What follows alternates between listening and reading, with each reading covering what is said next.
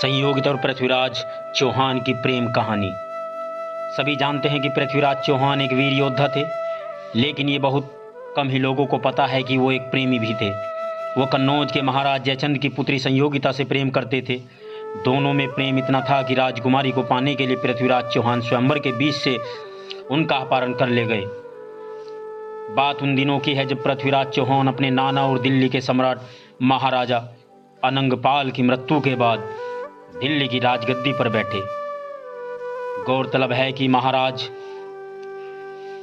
अनंगपाल का कोई पुत्र नहीं था, इसलिए उन्होंने अपने दामाद अजमेर के महाराज और पृथ्वीराज चौहान के पिता सोमेश्वर सिंह चौहान से आग्रह किया कि वे पृथ्वीराज को दिल्ली का युवराज घोषित करने की अनुमति प्रदान करें।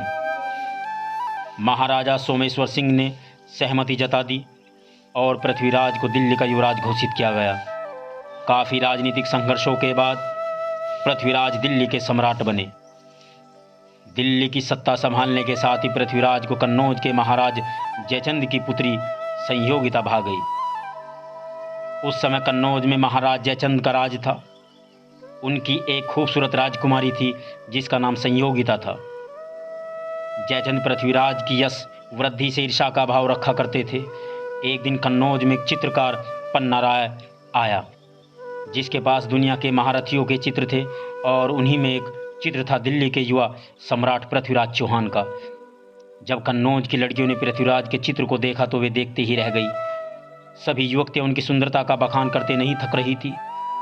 पृथ्वीराज की तारीफ की ये बातें संयोगिता के कानों तक पहुंची और वो पृथ्वीराज के उस चित्र को देखने के लिए ललायित हो उठी। संयोगिता अपनी सहेलियों के साथ उस चित्रकार के पास पहुंची और चित्र दिखाने को कहा। चित्र देख पहली नज़र में संयोगिता ने अपना सर्वत्र पृथ्वीराज को दे दिया, लेकिन दोनों का मिलन इतना सहज न था। महाराज जयचंद और पृथ्वीराज चौहान में कट्टर दुश्मनी थी। इधर चित्रकार ने दिल्ली पहुंचकर पृथ्वीराज से भेंट की और राजकुमारी संयोगिता का एक चित्र बनाकर उन्हें दिखाया, जिसे देखकर पृथ्वीराज के मन में भी संयोगिता के लिए प्रेम उमड़ा। उन्हीं दिनों महाराज जयचंद ने संयोगिता के लिए एक स्वयंवर का आयोजन किया।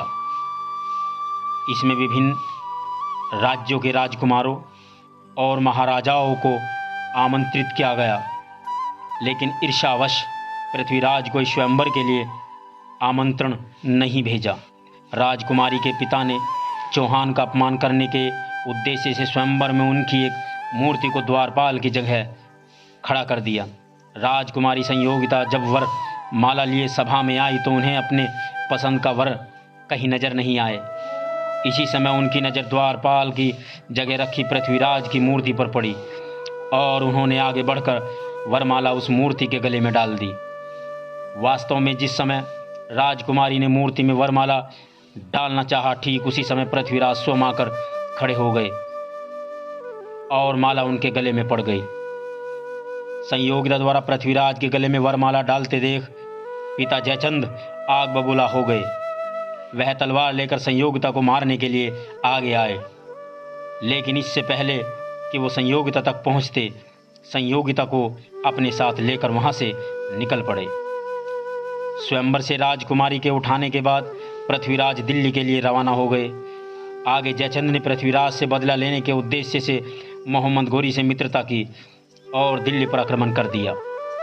पृथ्वीराज ने मोहम्मद गोरी को 16 बार परास्त किया, लेकिन पृथ्वीराज चौहान ने सहृदयता का परिचय देते हुए मोहम्मद गोरी को हर बार जीवित छोड़ दिया।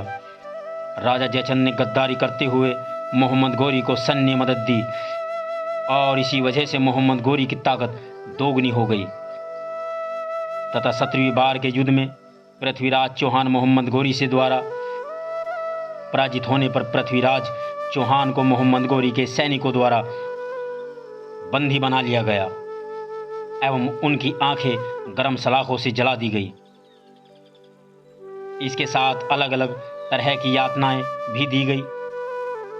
अतः मोहम्मद गोरी ने पृथ्वी को मारने का फैसला किया। तभी महाकवि चंद्रबरदाई ने मोहम्मद गोरी तक पृथ्वीराज के एक कला के बारे में बताया। चंद्रबरदाई, जो कि एक कवि और खास दोस्त था पृथ्वीराज चौहान का, उन्होंने बताया कि चौहान को शब्द भेदी बाण छोड़ने की कला में महारत हासिल है। यह बात सुनकर मोहम्मद गोरी ने रोमांचित होकर इस कला के प्रदर्शन का आदेश दिया।